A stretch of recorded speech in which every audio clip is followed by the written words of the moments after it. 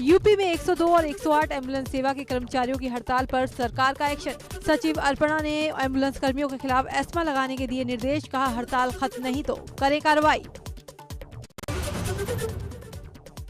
लखनऊ में स्वास्थ्य भवन के बाहर स्वास्थ्य कर्मियों का धरना, मौके पर भारी संख्या में पुलिस तैनात। एसोसिएशन के पदाधिकारियों को समझा रही पुलिस, गड़बड़ी का आरोप लगाकर तबादले निरस्त करने पर अड़े कर्मचारी।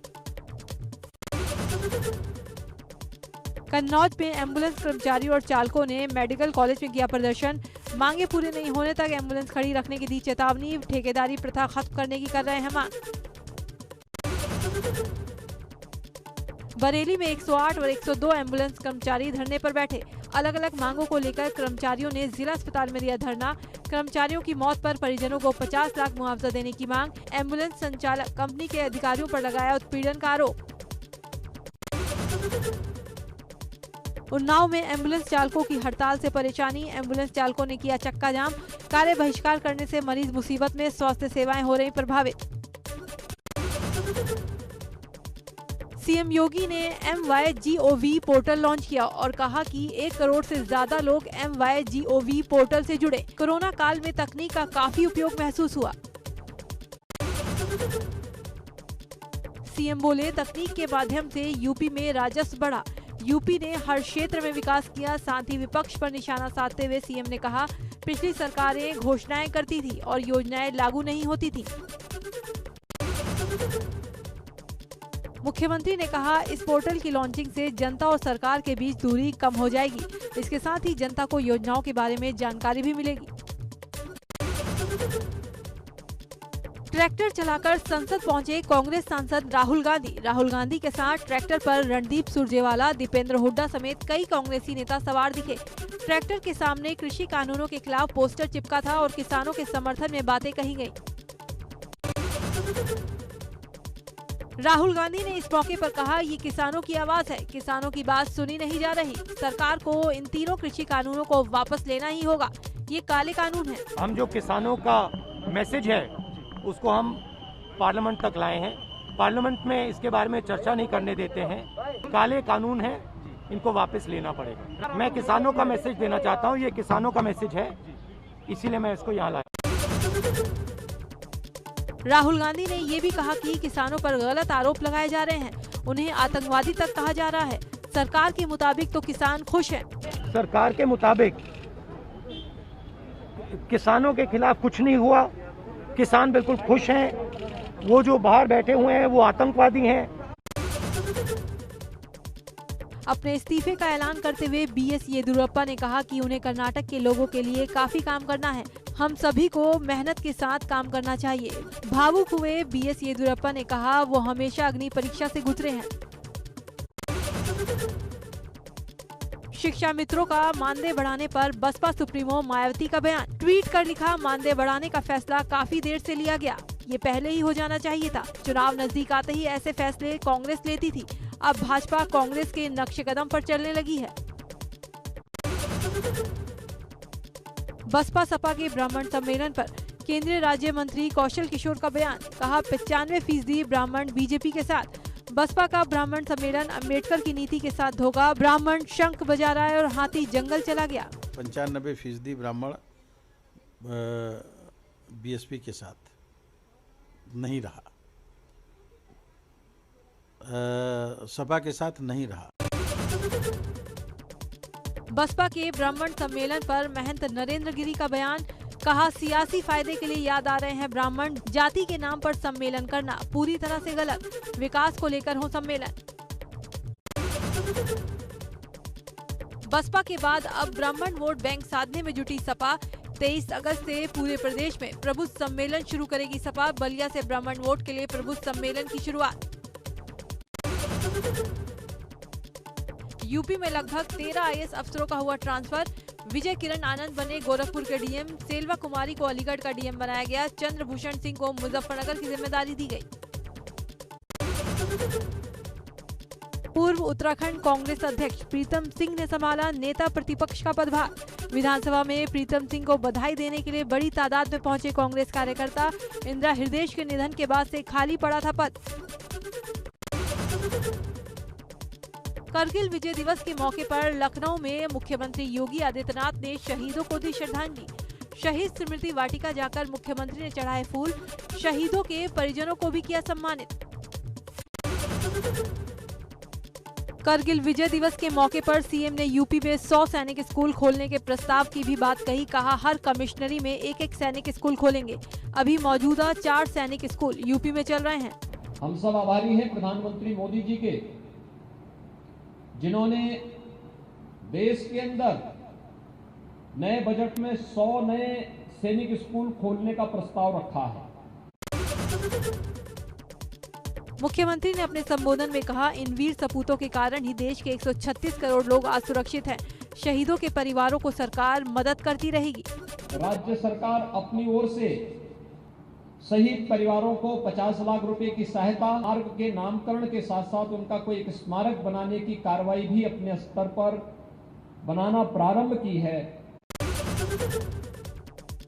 करगिल दिवस के मौके पर सीएम पुष्कर सिंह धामी का बड़ा ऐलान। दूसरे विश्व युद्ध में शहीद हुए जवानों की विधवाओं और वेटरन्स की पेंशन 8,000 से बढ़ाकर की 10,000। एसएसबी की तैयारी करने वाले छात्रों को भी सरकार देगी 50,000 रुपए की मदद। 22वें करगिल विजय दिवस पर केंद्रीय रक्षा मंत्री राजनाथ सिंह और रक्षा राज्य मंत्री अजय भट्ट ने दिल्ली में नेशनल वॉर मेमोरियल पर शहीदों को श्रद्धांजलि दी। साथ ही तीनों सेना प्रमुखों ने भी शहीदों को श्रद्धांजलि अर्पित की। करगिल विजय दिवस पर राज्यसभा सदस्यों ने शहीदों को श्रद्धांजलि दी। लोकसभा में भी शहीदों की याद में 2 मिनट का मौन रखा गया। लोकसभा अध्यक्ष ओम बिरला ने शहीदों के प्रति श्रद्धांजलि अर्पित की। प्रधानमंत्री नरेंद्र मोदी ने करगिल विजय दिवस की 22वीं वर्षगांठ पर पाकिस्तान के साथ हुए इस युद्ध के शहीदों को याद किया और कहा कि उनकी बहादुरी हर दिन देशवासियों को प्रेरित करती है। कांग्रेस नेता राहुल गांधी ने भी इस मौके पर शहीदों को श्रद्धांजलि दी। ट्वीट कर लिखा, देश की सुरक्षा के लिए आपके और आपके परिवारों के इस सर्वोच्च बलिदान को हम हमेशा याद करेंगे। करगिल विजय दिवस के मौके पर भारतीय आर्मी की ओर से खास ट्वीट किया गया। सेना ने तमन्ना बी कुकरेती की कुछ पंक्तियां ट्वीट की। करगिल की चोटियों पे दुश्मनों को हमने झुकाया है, हिंद के वीरों ने अपने लहू से तिरंगे को फहराया है। राष्ट्रपति रामनाथ कोविंद का आज द्रास जाने का कार्यक्रम रद्द। पिछले साल भी राष्ट्रपति का द्रास जाने का कार्यक्रम खराब मौसम की वजह से रद्द हो गया था। द्रास में करगिल वॉर मेमोरियल पर सैनिकों को श्रद्धांजलि अर्पित करने वाले थे राष्ट्रपति। लखनऊ के रहने वाले शहीद विवेक सक्सेना का परिवार करगिल विजय दिवस के दिन धरने पर बैठ गया। उनका कहना है कि सरकार और प्रशासन की घोषणाएं 18 साल बाद भी पूरी नहीं हो पाई। सावन का पहला सोमवार आज भगवान शिव की नगरी काशी में जुटे श्रद्धालु गंगा घाटों पर स्नान कर सुबह सुबह की पूजा अर्चना। इस दिन भगवान शिव की पूजा का खास महत्व। बाबा विश्वनाथ के दरबार में लगा भक्तों का तांता। कोविड प्रोटोकॉल के बीच भक्त कर रहे बाबा विश्वनाथ के दर्शन। हर हर महादेव के जयकारों से गूंज रहा महादेव का दरबार। सावन के पहले सोमवार पर भगवान शिव की ससुराल कनखल के दक्षेश्वर मंदिर में जलाभिषेक के लिए पहुंचे श्रद्धालु। कोरोना नियमों का पालन करते हुए शिव शंकर भगवान को लोगों ने जल चढ़ाया और पूजा की। उज्जैन में सावन के पहले सोमवार पर बाबा महाकाल की भव्य भस्म आरती हुई। इस दौरान राधिका राज महाकाल का दूध, दही, शहद और जल से स्नान करवाकर अभिषेक किया गया। गाजियाबाद की मशहूर दुधेश्वर नाथ मंदिर में सावन के पहले सोमवार पर भक्तों की भारी भीड़ उमड़ी हुई है। काफी संख्या में लोग मंदिर के बाहर कतार में खड़े हैं।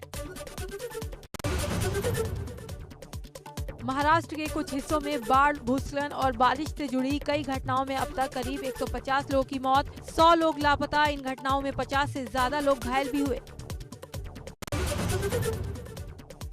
उत्तरकाशी में देर रात से हो रही मूसलाधार बारिश के चलते national highway 108, Gangotri national highway Ratudi Sera के पास बंद। हाईवे पर गंगा के तेज बहाव से हो रहा कटान। सड़क पर भारी मात्रा में मलबा और पेड़ गिरे। गोरखपुर में भारी बारिश के बाद राप्ती और रोहन नदियां पूरी तरह से उफान पर हैं। पश्चिमी छोर पर बंधे से सटे इलाकों में लोग रोजमर्रा के लिए नाव का सहारा ले रहे हैं। पानी इतना ज्यादा है कि लोगों के घरों में भी 6 से 7 फीट तक पानी जमा है। बिजनौर में बाढ़ से हालात बेकाबू। लगातार बारिश से नदियों का जलस्तर काफी बढ़ गया। जान जोखिम में डालकर ग्रामीण और स्कूली बच्चे ट्यूशन पढ़ने के लिए मजबूरी में नदी को पार कर रहे हैं। जल भराव से दर्जन भर गाँव नदी का जलस्तर बढ़ने से प्रभावित। थमती जा रही कोरोना की रफ्तार। लगातार चौथे दिन 40,000 से कम 39,361 केस आए। 416 संक्रमितों की गई जान। एक दिन में 35,968 लोग कोरोना से ठीक। 2,977 एक्टिव केस बढ़े। एक्टिव केस की संख्या पहुंची 4,11,189।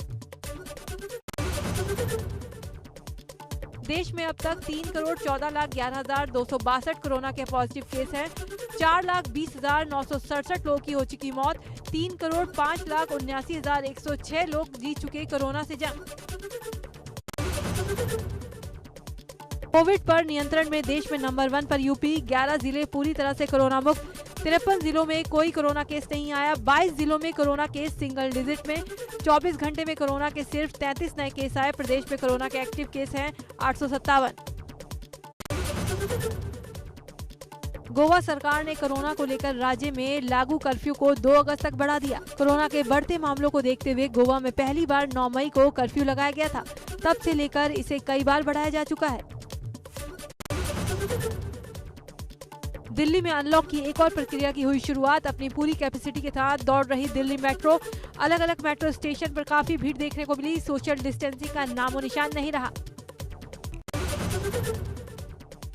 मथुरा में दहेज के मुकदमे की जांच करने गए दारोगा को रिश्वत लेते रंगे हाथों राजस्थान की एसीबी ने गिरफ्तार किया। थाना मगोर्रा में तैनात उप निरीक्षक प्रेमपाल राजीनामे का दबाव बनाने के लिए 30,000 रुपए की रिश्वत ले रहे थे।